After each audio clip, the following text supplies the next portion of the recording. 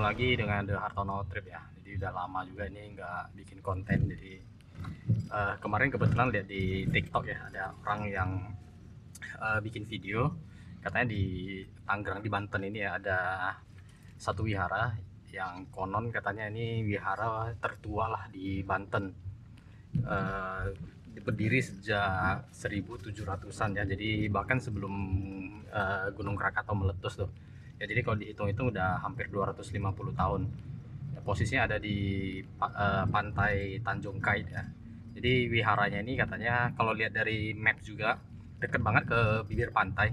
Ya, jadi sekarang sih tempatnya itu udah jadi cagar budaya sih ya. Jadi kita mau coba lihat ke sana. Sebelumnya sih belum pernah tahu sih, baru kalau wihara, nama wiharanya sih dewanya sih udah sering denger ya. Cuman letak wiharanya ini nggak tahu sih, ternyata ada di dekat rumah juga. Dibilang deket banget sih enggak ya, perjalanan mungkin 1 jam sampai 1,5 jam karena macet ya, terus nggak ada tol juga. Jadi sekarang kita lagi OTW mau ke sana. Terus nanti kita lihat ya setua apa dan sebagus apa dan segede apa sih wiharanya. Oke, jadi sampai ketemu nanti di Wihara Choesukong. Oke.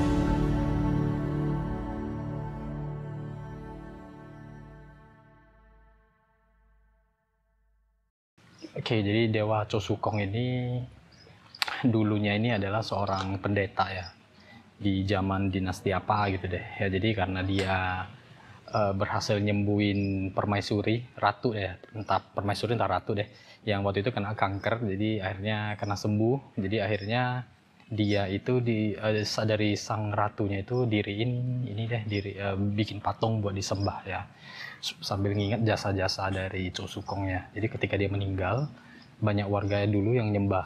Akhirnya tahun 1790 si muridnya ini, cucu dari muridnya Choesukong ini datang ke Indonesia nih ya, datanglah ke sini Tanjung Kait, diriin wihara ini. Tapi saya nggak tahu juga sih lokasi awalnya itu di mana ya. Pokoknya lokasi awalnya itu udah nggak ada. Sekarang ini semua udah direnovasi, jadi gede banget tempatnya. dan nggak tahu juga Rupang yang asli yang dibawa dari China itu di mana sekarang posisinya. Ya, sebenarnya sih penasaran sih. Kalau yang sekarang ada di dalam itu harusnya sih bukan Rupang yang asli ya, karena itu Rupang itu masih bagus sih. Ya, Rupangnya masih bagus. Mungkin Rupangnya juga udah rusak ya, soalnya udah lama banget sih. Ya, kalau dengar dari ceritanya sih ya, mungkin Dewa Susukong ini bisa dikenal sampai di Indonesia itu ya gara-gara dari sini ya, tapi nggak tahu juga sih, nggak yakin.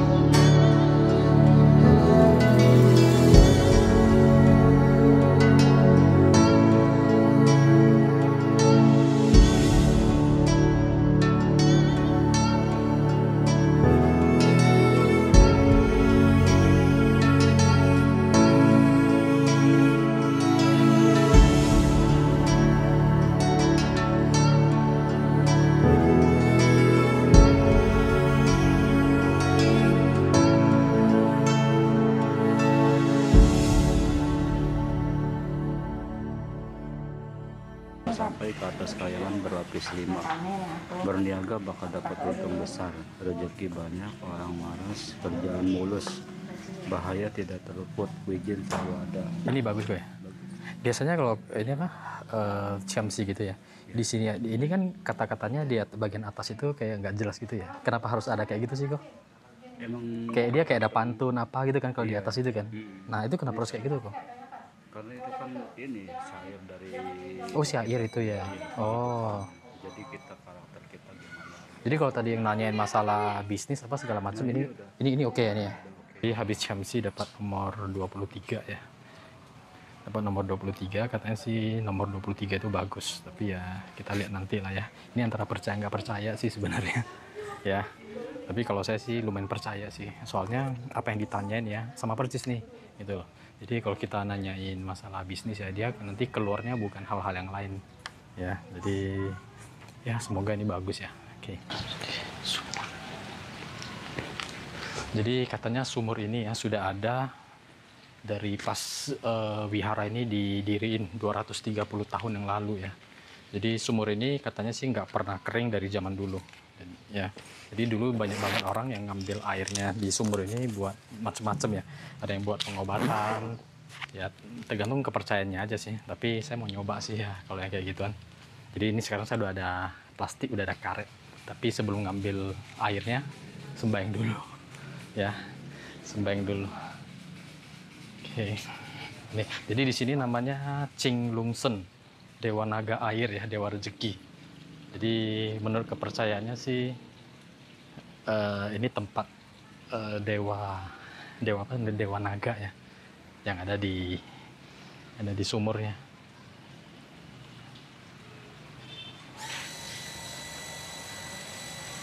Oke, jadi sembahyang dulu, minta izin sebelum ngambil airnya.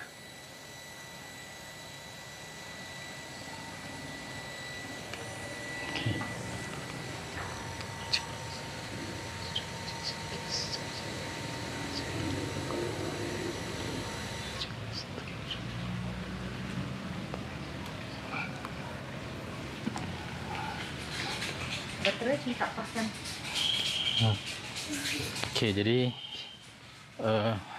katanya ya air di ini bisa buat macam-macam sih ya, buat bisa kias kalau misalnya kita ngerasa sial-sial mulu ya.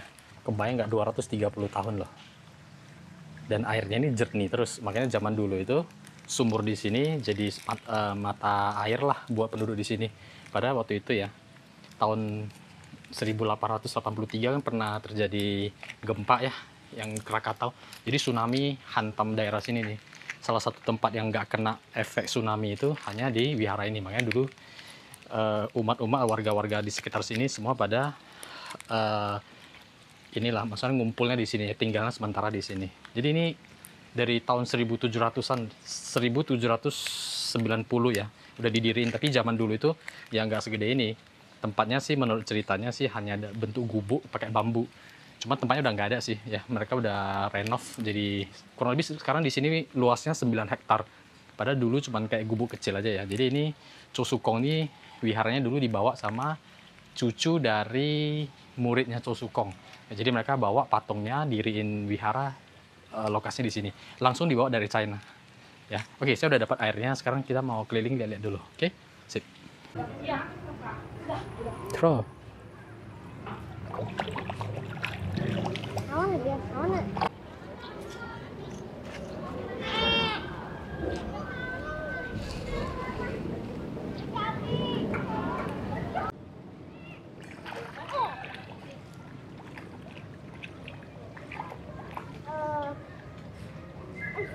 I see lele. Lupa. Saking lanjain kau lupa.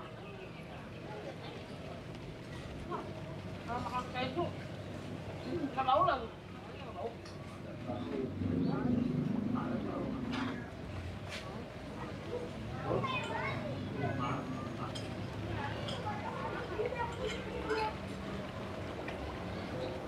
Yang dulu ya.